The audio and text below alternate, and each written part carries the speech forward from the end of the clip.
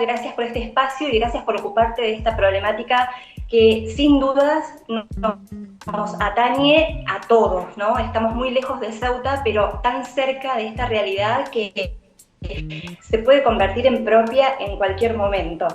Déjame comenzar explicando lo que tiene que ver con las causas de esta crisis, porque muchos lo ven como una crisis meramente migratoria y muy lejos de esto, se trata más bien aquí de una crisis que tiene que ver con la geopolítica. Podemos decir como punto clave que no solamente los que migraron en esta última crisis son jóvenes marroquíes, hay jóvenes de toda la África subsahariana, ¿no?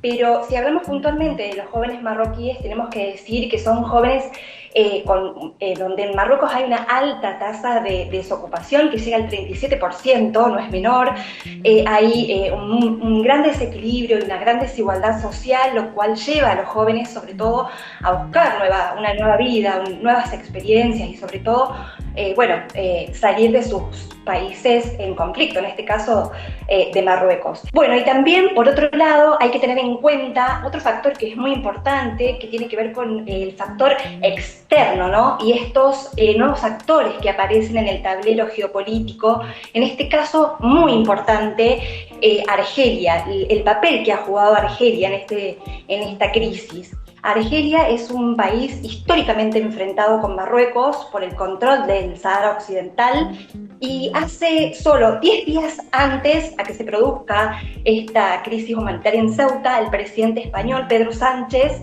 viajó a Argelia a retomar negociaciones con este país, lo cual hizo que el reino alabí, es decir, Marruecos, viera con ciertos ojos de preocupación este acercamiento y este nuevo entablar de relaciones bilaterales, ¿no? Entonces, como vemos, ¿no? En este tablero geopolítico, el movimiento de un país hace que el resto de los países que tienen ciertos intereses en determinadas zonas lo vea, bueno, como una amenaza o como un acercamiento que puede traerle serios problemas.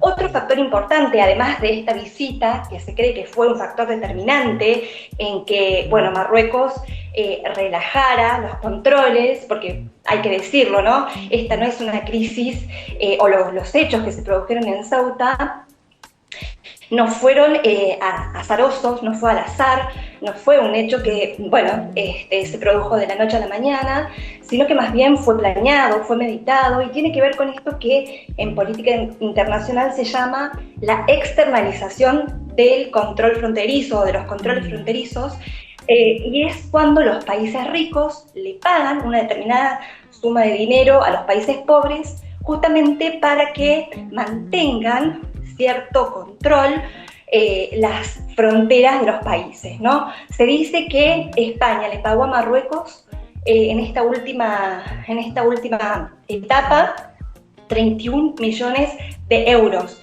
nada más y nada menos, ¿no? Entonces, esto le sirve a Marruecos también para tener cierto poder y usarlo a su favor, ¿no?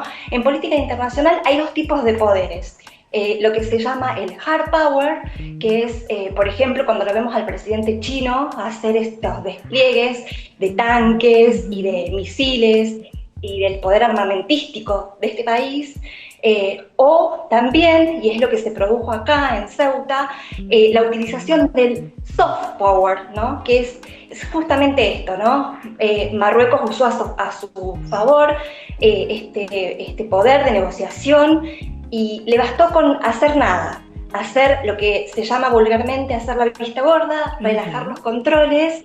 Y esto hizo, que no quiero hablar de números, porque con que haya una víctima ya es una tragedia catastrófica, ¿no? Entonces, además, en estos temas siempre hay un subregistro, hay personas que migran y salen de su país y no hay un conteo exacto. Entonces, no me gusta hablar de cifras ni de víctimas, pero sí decir que esta tragedia no fue casual y no fue de un día para el otro.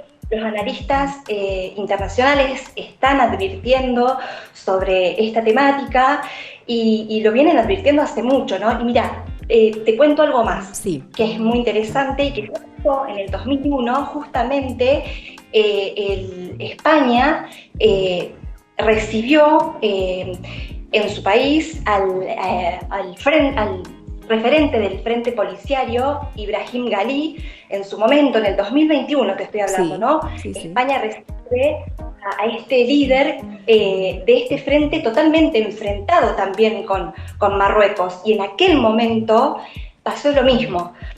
Marruecos, bueno, lo tomó como una señal de amenaza, relajó sus controles y en aquel momento pasaron del país 5.000 personas. O sea que esto en su momento pasó, Ujú.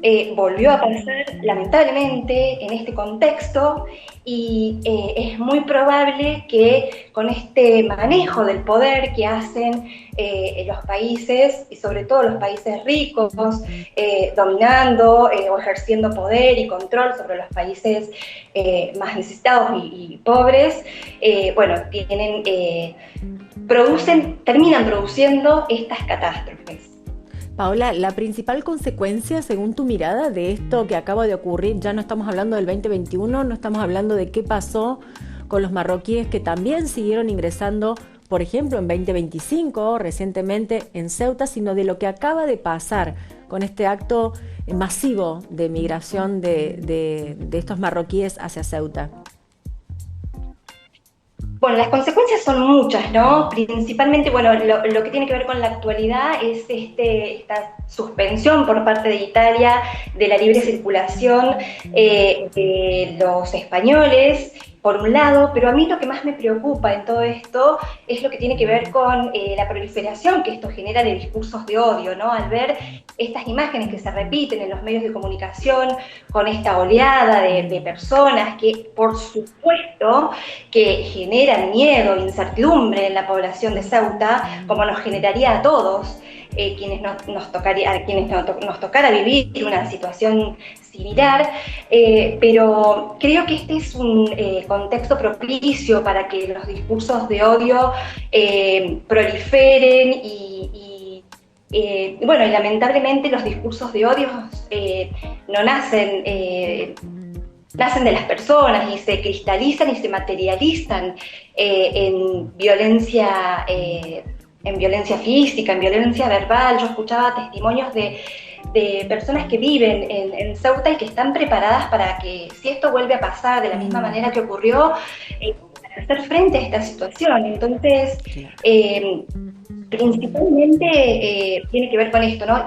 Y también otra de las consecuencias muy graves es el uso de las fuerzas y bueno, tomar esta crisis para hacer uso de las fuerzas y creer que la solución va a llegar militarizando las fronteras, ¿no? Cuando la Exacto. solución a esto es buscar las verdaderas causas que tengan que ver sobre todo con lo más profundo, ¿no? Con atender a las necesidades más humanas que tenemos las personas. Migrar, como decimos comúnmente, no es un delito, migrar es un derecho humano y todos estamos expuestos a que en algún momento nos pueda pasar.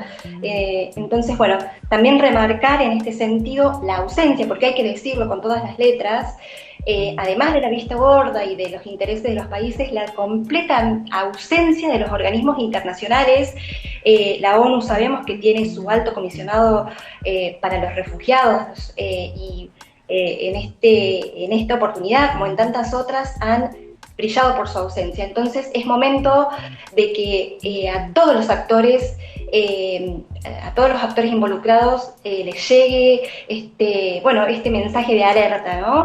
Y que se tomen las medidas que se tengan que tomar, sobre todo apuntando a la paz mundial, ¿no? Que no es un sinsentido, no es algo lejano, es algo que tiene que ver con nosotros mismos, ¿no? Prestar atención a la otra persona, que es tan humano y es un ser humano igual que nosotros. Y como yo siempre digo, ¿no? Qué lindo sería que todos podamos entender definitivamente que en este mundo hay lugar para todos. Gracias.